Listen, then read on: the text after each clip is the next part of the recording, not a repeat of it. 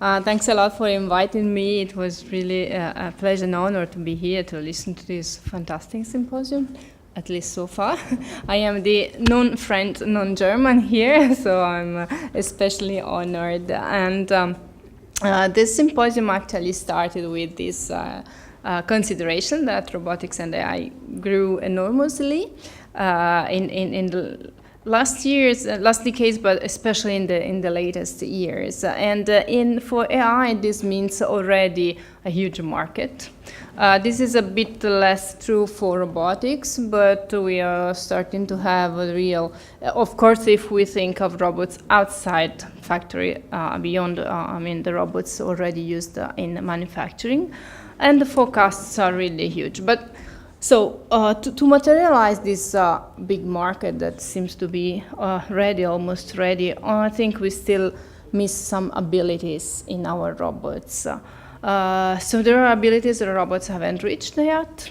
We have seen this, especially if we refer to applications outside of factories, outside of a structured environment, in real-world scenarios. And we still need the activity of human beings or animal living beings. So why living beings are so good in this kind of environments? Of course, a possible approach is to try to take lessons from nature. And my opinion, the lessons we should take are the simplifying principles that evolution discovered. We have seen this video many times. Actually, mine won't fall because I don't like the ones where they fall. So this is one of those who worked fine. And actually, they worries me more because if you look at this, you understand, it's difficult to imagine it in your bedroom, making the bed or assisting the elderly or cleaning your apartment. So why that? Is it too complex? This is what was said this morning, for example, several times. They are complexes and the environment is complex, okay, but rather they are probably too simple. If you look at any animal, of course a human being compared to the humanoid, but any other animals, they are not simple at all. They are very complex systems. But the lesson I think we should take from nature is that evolution came up with a lot of simplifying principles to use this complex system in this complex environments in an efficient way. So the system is complex. Maybe our robots are too simple. We should add the sensors, add actuators, add a lot of things, but find ways to make their the control of their behavior simple. In neuroscience, this is called simplexity. Sometimes it means that it's not simplifying the model. This is what we make wrong, roboticists. This is what they say. It's simplifying the control. For example, in neuroscience, you can see that as a complex neural circuitry where, when it has to run, it's very fast because there are few synapses involved in a given behavior. And modern intelligence is also a way to simplify the computational part of control. And because modern intelligence says that some of the physical features, the mechanical properties, the morphology of the system, help in obtaining the right behavior that we want, the right motor behavior that we want. So behavior is emergent from the system environment interaction. Then we can probably simplify some control tasks in robotics. I give you a couple of examples. This is also called morphological computation, which means there is some computation, but it's somehow done in the morphology, the shape or the arrangement of receptors or the mechanical properties of some parts, like the joints. I give you a couple of examples. This is the reaching movement of an octopus. It's a bending wave that travels from the base to the tip. Of course, it's very efficient in water because it reduces drag. And there are a lot of muscles involved and neurons also involved in this movement. But if you take a very simple cone of silicon, so completely passive, no actuators here, in the same environment, salted water, with similar morphology and very similar mechanical property, we obtain a very similar movement in water. And if we go back to science and we see the neurophysiology of the animal, we see that the brain only uses 3 parameters to control this movement. So many muscles, many neurons involved, but from the brain only 3 control parameters. So for me, this is a possible interpretation of simplifying principles for controlling a complex body. And in biology, it was found that the velocity profiles are invariant in this movement, invariant with respect to the target, to the position of the target. And actually, this is what we also found with our simple arm in the same environment, of course. We also obtained this invariant velocity profile. So we did some experiments to see what is that. And we changed some things. So the environment, for example, we tested it in air, and we changed some of the morphologies. And we found that, in fact, it's the morphological and environmental properties that give us these constant velocity profiles. Similar demonstration is given by the pulse-jet swimming of cephalopod. So a complex interaction, complex fluid dynamics. They just inflate this part of the body with water, and they eject it with the contractions. So complex is a complex fluid dynamics, but simple control, because they just contract. And it's the morphology, the mechanical properties, and the frequency of contraction that gives the best propulsion possible, so ring vortexes. And we obtain the same with a simple, let's say, not so simple, robot copying, just copying the mechanical properties, the morphology, and again the environment. The green part are the ring vortexes. It's water coming out of the mantle. So this robot can swim with basically 0 control. It's just a motor running and pulling some cables that simulate the contractions. Simple control, complex system. And also the way octopuses can walk underwater. Walking underwater is something that it is not really possible. But we observed that this kind of animal could. If you look at them when walking, you see a lot of movements, a lot of arms used, a lot of muscles. But in fact, by observing them with biologists, we understood that they only use the two rear arms. They exploit the interaction with the environment a lot because they have a neutral buoyancy, so they raise their body. And they do a movement which is very cycled, but they have the possibility to shorten and elongate the arm and to stiffen it. So with this, let's say, mechanical property, very simple control, we obtain a similar walking part, and very simple to implement. And from that, we derived a mathematical model for underwater legged locomotion, where, again, we have very few control parameters. And with the model, we can, and it's in fact the compliance of the legs that allows us to obtain stability in this underwater locomotion. With the model, we can design the morphology of the robot based on the speed we want to achieve, the pattern of locomotion we want to achieve. And actually, we could propose a new concept of robots that can walk underwater. So I go back to the abilities, some new abilities that was not possible before. And actually, recently, several new abilities have been reached worldwide. These are not works from our group, only one of them.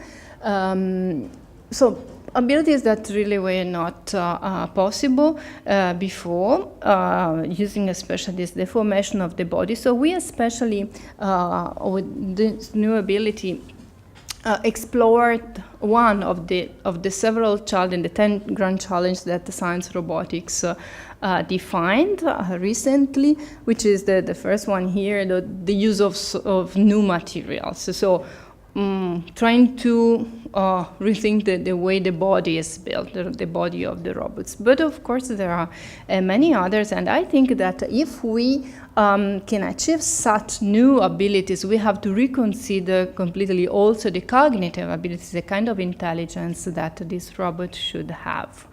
So this is definitely one of the next challenges, what kind of intelligence, especially if the body is changing this way. And what is the AI for robotics? For us, robotics is that this is mainly giving intelligence to our robots. And again, to reach those abilities that are necessary to make robots really work in real-world applications. But at the same time, we have seen that this is also giving a body to artificial intelligence, artificial brains. Not only to study intelligence better, this is, of course, one of the main motivations, but also to bring all this computation and data out of the computer screen and make it physical. So there is a mutual benefit. We have seen many aspects of this already. So I summarized with this two, we can reach more abilities if we put more AI in robots. We can even use this argument. European robotics is quite at the forefront internationally. And I think this is a very good argument to strengthen the international competition that Europe is also facing for AI. In robotics, if you look at robotics research with some data like publications, this is the quantitative data you can have. Of course, US is the highest, but if you sum up all the European countries, then the number of publications is even higher. And the best performers countries are actually our countries involved here, so Germany, France, Italy, and even UK, as long as we can consider it European. But this is also true for industry. So again, there is this forecast for a huge market of service robots, and there are in fact already robot manufacturers in Europe more than in other geographical region. We usually think that the startups are especially in the US, but again, if we sum up the European countries, then the number of startups that we are creating in robotics in Europe definitely compete. So I add another item here. So Europe can be leader in robotics, AI.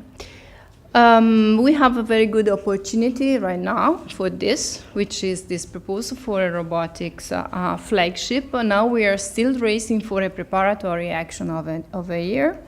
But the final proposal will be for these large initiatives. A flagship is usually 10 years and €1 billion. For the moment, I'm saying we are running for the preparatory action, and the call is open on 3 different topics. One of them is ICT and connected society, and there inside this line there is one topic on robotics and AI. So of course we are there. And we think that Europe is also a special place where to do the progress of robotics, because we have also different cultural background, which is very much grounded in humanities. So we are especially good at not only at the interdisciplinary research, but also at taking into account all the social, economical issues that are implied in the progress of robotics and AI. The way the research will be organized, the funding is exactly on these abilities that we need to have. So the research will be organized around challenges on these new abilities that enable applications and enable to cope with societal challenges. But of course, they open up a lot of research and basic research, and as you see, this research is in very many disciplines. So not only in technology, not only in science, but also very much in humanities, first of all, economics. And the next deadline is very soon, in less than 2 weeks, next September 18. The team behind the preparation of the flagship is half here, Tamim, Jean-Paul, myself, and other colleagues in Europe. And in this website, you still have the opportunity to participate in the proposal if you want and if you haven't done so yet. So my conclusions, I hope I'm on time. So we started this symposium by saying that robotics and AI are progressing and coming out of labs, finally. We said there is a mutual benefit from a convergence of AI and robotics, not only because AI gives intelligence to robots and robotics give a body to AI, but also because we can really have a say in the international race in AI. And this flagship that we are proposing allows Europe to be in the driving seat in this progress. It also allows to guide this progress, to guide this process to work towards robots that are sustainable and responsible under many respects. So it's not just technological progress, it's much more than this. We can provide solutions to societal challenges, we can foster the European industry, and finally create job opportunities. Thank you very much.